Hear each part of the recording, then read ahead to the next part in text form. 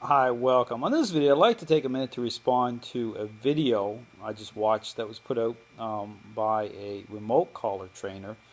And he's going over about receiving numerous emails from people over and over again about the dog not responding to the recall once the collar's off after using the collar for a certain period of time. And he's talking about getting, going beyond the devices, getting into the dog's head.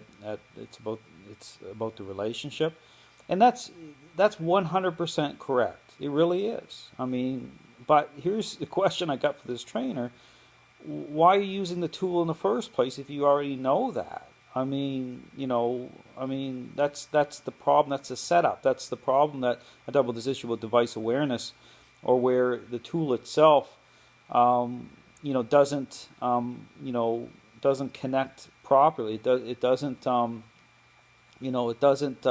promote change relationally that way, because really tools are extensions of the person. I mean, how they manifest influence and set that up. But here's the thing. I mean, dogs, it's all about changing the perception of the dog.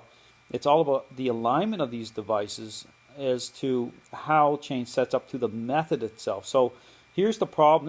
Again, I'll mention a couple reasons I don't use remote collars. Now, again, I want to be clear. I mean, on the other side of things, you get these um, other trainers who exploit, um, learning theory at a high level and totally misrepresent physical force, and they'll take the remote collar issue and they manipulate that for their own twisted reasons. I mean, they're totally off the deep end.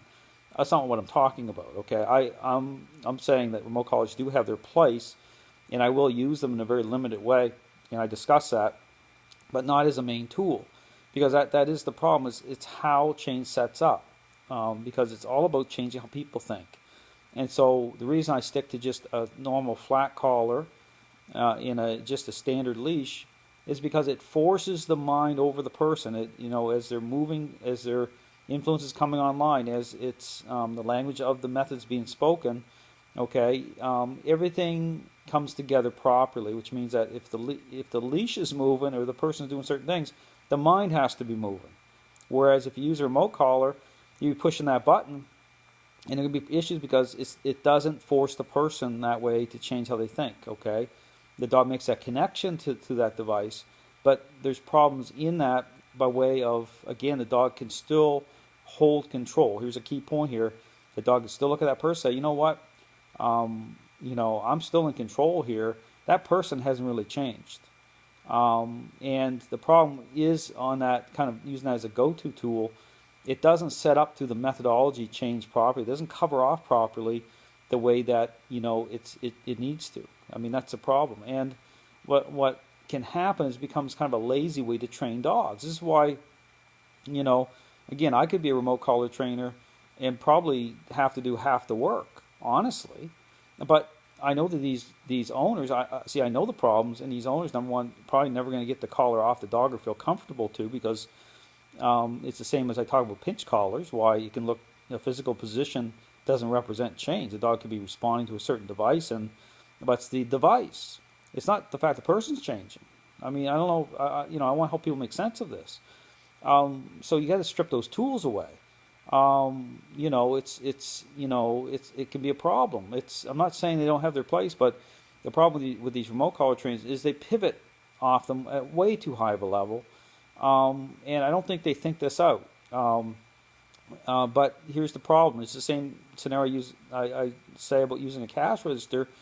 When you go in and people lose the ability to count because they become so dependent on that tool that they lose the ability to do basic math. Well, basic math is the relational part of this aspect of going deeper and beyond these devices to see what sets up change, defined through the person themselves, and how that promotes it. So if you strip away tools, you go to basic tools, it promotes it better. That's what I'm saying. It forces the person to change, because their hands got to be moving certain ways. They have to be, so their mind's going to be moving the same direction.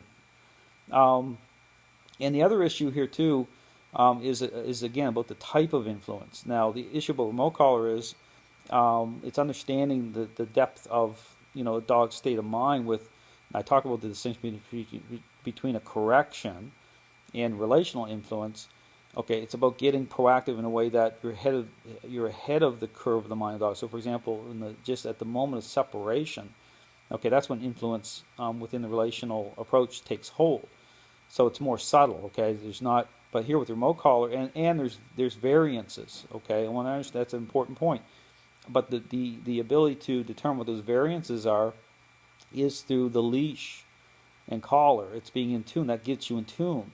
Whereas with the remote collar, it's more just frames up, more just one dimensional, where you're just pushing that at certain times, and you're just you're working off this whole correction type of thing. But again, I talk about things not covering off, and why dogs can hold control. So really, it proves out what I'm saying, because a lot of these dogs, they hold control, and these owners can't get these collars off these dogs. I mean, that's not real change. Okay, that's all that is control. You're still in a management control situation. You're not in a change situation. So anyway, I just wanted to mention that if you're a remote collar trainer, I'd really encourage you to think about what I'm saying. You can strip those things away and have a better result, and things will actually make sense better. Actually, you're going to know more. You're going to gain deeper insight into the mind of the dog by stripping that stuff away, those tools away like that. Because perfect example again. I mean, you can find the video. As a remote collar trainer, he's really popular. You see him standing there talking about the remote collar, and the dog is totally investing. The dog's not with him at all. There's another dog, you can tell, out of camera view. That dog is totally fixated, and this trainer has the dog on the leash. He should be interrupting that state right away. He's not, because he's so fixated on that remote collar that for him, the remote collar has to come on before things happen. That's not things. It's relationship. Just think. I mean that's why I talk about covering off and gapping. It doesn't. You can't do it, and then therefore the dog's in tune to that. Well, the remote collar's on. When it's off, then I'm in control. So you can't. You have to go deeper. You have to bring people into a better understanding of the relationship. Even as a trainer, you have to do that in order to do that for people. So it starts all at the top, and it goes downhill. But I'm not saying But the problem is these people these trainers get so hooked on these collars. Sometimes I don't know if you can get them out of it. I mean, they just become so dependent on them, and that is the problem. I mean, I've never years ago. I'm like, I saw these devices being used and saying, okay, I don't know. I always had an open mind about it, but once I really understood, because I broke everything down to say, okay, how these devices connect, how this chain's set up, it's through the person. Now let's backtrack. Now what place do these devices had? It has to start with the person and then backtrack from there. A lot of these trainers aren't doing that. You got to break everything down. You can say what roles do all these things play. You talk about learning. I give this whole learning-based narrative a hard time because I understand the problems with how that sets up. It's no different than the remote collar. Anyway, just something to think about. Thanks for watching.